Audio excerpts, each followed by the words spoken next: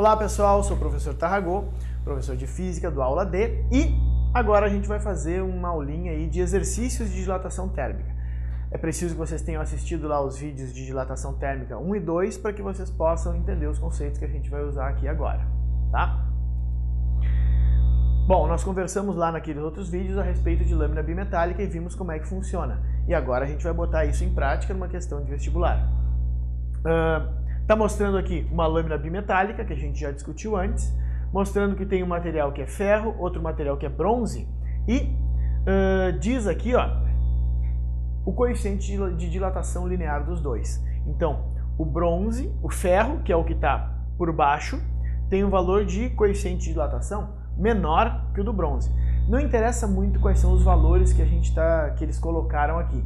O que importa é ver qual deles que é o maior e qual que é o menor. Então, o material que tem um coeficiente de dilatação maior é o bronze. Então, o bronze, quando eu aqueço, ele tem a tendência de ficar maior. Só que quando eu resfrio, ele tem a tendência de ficar menor. E foi isso que a gente discutiu lá e agora a gente só vai aplicar. Então, o bronze tem um alfa maior. Tendo um alfa maior, se eu faço um aquecimento, então ele vai tender a ficar maior do que o ferro e ele vai ter que ficar por fora da curva. Então isso aqui vai curvar para baixo. Como está dizendo no problema que ela é aquecida por uma chama de gás, então vai acontecer uma mudança de modo que aumente a temperatura. Aumentando a temperatura, o bronze fica mais comprido e aí ele vai ficar por fora da curva e isso vai ter que curvar para baixo.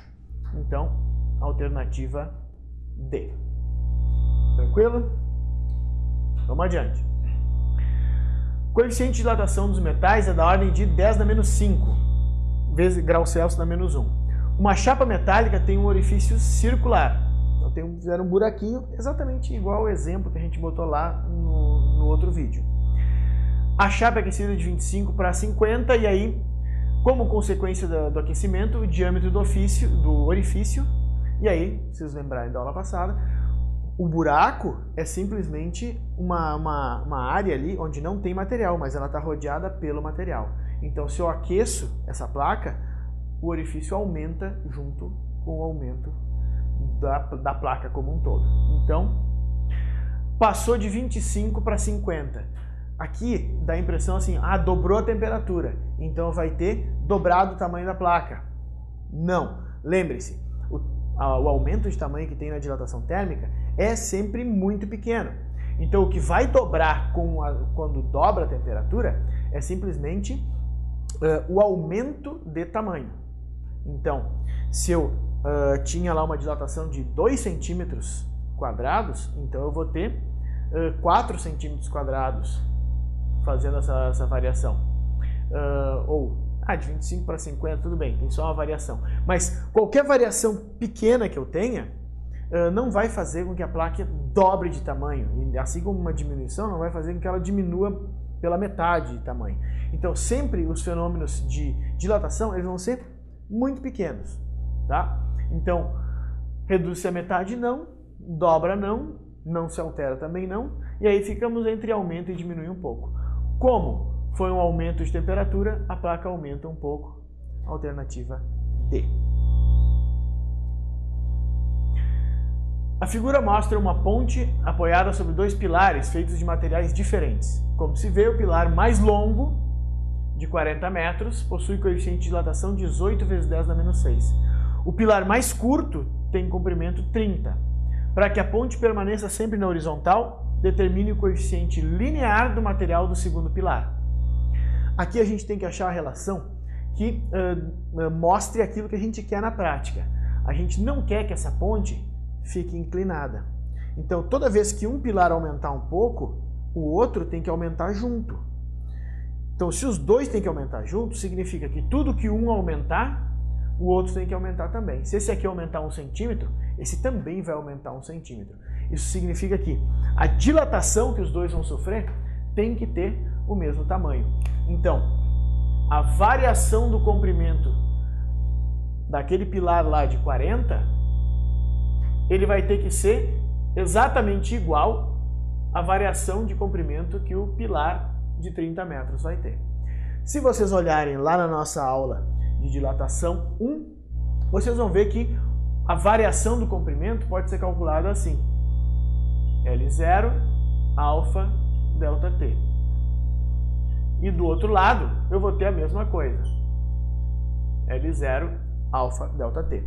Só que eu tenho que lembrar que esse comprimento inicial aqui vale 40. O alfa é o alfa do material de 40 metros, que é 18 vezes 10 na menos 6. A variação de temperatura, eu não vou precisar me preocupar, porque eu vou considerar que, como isso daqui é uma ponte, que a variação de temperatura sempre vai ser a mesma dos dois lados. Então eu sempre vou ter a mesma coisa, tanto aqui quanto aqui. Então os dois números vão sempre se cancelar. E aí sobrou do outro lado o comprimento do outro pilar, que é 30, e o alfa que eu quero descobrir. Ajeitando isso aqui, chutando esse 30 para lá, eu vou ficar com 40 vezes 18 vezes 10 na menos 6, dividido por 30. Então, desse jeito, o meu alfa vai valer, simplifico aqui, 18 por 3 vai dar 6, 6 vezes 4, 24 vezes 10 na menos 6, graus Celsius na menos 1, que é a unidade do coeficiente de dilatação. Beleza? Vamos adiante. Com um problema que é clássico. Uma porca está muito apertada no parafuso. O que tu tem que fazer para afrouxar? Bom, de alguma forma eu tenho que fazer com que um desgrude do outro aqui. Então eu tenho aqui algumas sugestões de como fazer isso. É indiferente esfriar ou esquentar a porca. Ora, é só pensar. A porca está aqui apertando o parafuso. Se eu fizer uma diminuição na temperatura da porca, ela vai apertar mais ainda e aí não solta. Então não é indiferente esfriar ou esquentar. B, esfriar a porca. Se eu esfrio a porca, aperto mais ainda. C, esquentar a porca. Bom, se eu esquento ela, ela dilata e o buraquinho da porca dilata junto. E aí pode soltar do parafuso. Então essa aqui é uma boa opção. É indiferente esfriar ou esquentar o parafuso? Não muda. Se eu aquecer o parafuso, ele aumenta e aí fica mais preso ainda. Então não é indiferente. E, esquentar o parafuso. Se esquentar o parafuso, prende mais ainda. A única delas aqui que é plausível é a alternativa C. Tratando ainda do mesmo tema, mas trazendo para uma coisa mais próxima de nós, o problema aqui fala de dois copos que estão presos um no outro. Botei lá, prendeu, ninguém solta essa desgraça, os dois estão coladinhos. A menos que vocês saibam um pouquinho de física. E aí, sabendo física, vocês podem descobrir qual dessas alternativas aqui vai ser aquela que vai soltar o copo A de dentro do copo B. Vamos só prestar atenção. O A é o copo que está por dentro, o B é o copo que está por fora. Vamos olhar sugestão por sugestão e ver o que é plausível ou não. A. Mergulhar o copo B em água em equilíbrio térmico com cubos de gelo, ou seja, botar água gelada no B e encher o copo A com água à temperatura ambiente. Então, botar água fria no de baixo e botar água na temperatura ambiente no de cima. O que vai acontecer? O de baixo vai diminuir de tamanho e vai prender mais ainda. Nunca que eu vou tirar o copo lá de dentro. Então, isso aqui não dá. B. Colocar água quente superior à temperatura ambiente no copo A. Se eu botar água quente no A, o que vai acontecer é que o A vai aumentar de tamanho. E aí vai prender mais ainda no copo B. E aí que eu não tiro mais essa desgraça de lá. C. Mergulhar o copo B em água gelada. Isso vai fazer o copo diminuir de tamanho. Então já está dando a entender que não vai dar para tirar esse copo lá de dentro. E deixar o copo A sem líquido. Também não vai adiantar, vai apertar mais. Encher o copo A com água quente. O copo A vai dilatar. E mergulhar o copo B em água gelada. Ele vai encolher. Aí eu prendo ainda mais os dois. Então, por falta de opções, deve ser a E a correta. Vamos ver se eles escreveram certo. Encher o copo A com água gelada, inferior à temperatura ambiente. Enchendo ele de água gelada, ele vai encolher. E mergulhar o copo B em água quente. Aí o copo B aumenta de tamanho, como um aumentou, o de baixo aumentou e o de cima diminuiu, eles acabam se soltando. Essas eram as dicas de hoje. Até mais, pessoal. Não se esqueçam de curtir os vídeos, inscrever no canal, divulgar o nosso trabalho para ajudar mais gente. Até mais.